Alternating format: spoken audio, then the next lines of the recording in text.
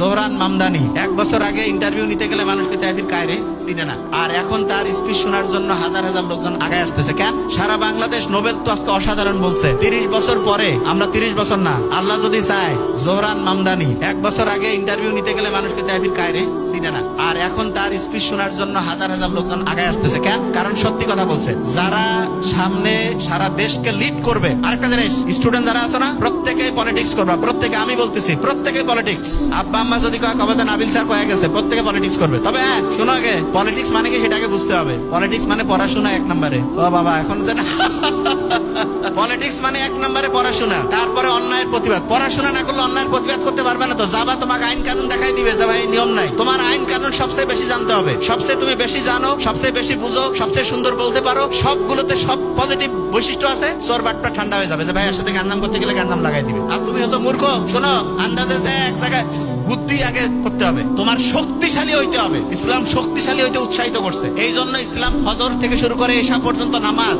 রোজা, এই নিয়মগুলোর মধ্যে থেকে তুমি তোমার নিজেকে শক্তিশালী করবা। তোমার তারুণ্যের যে শক্তি, সেটাকে ভালো কাজে লাগাবা এবং এমন অসাধারণ হবা তুমি, যেই দিকে যাবা তুমি নিজেই একটা ম্যাগনেট হয়ে যাবা। Thank you so much. আসসালামু আলাইকুম।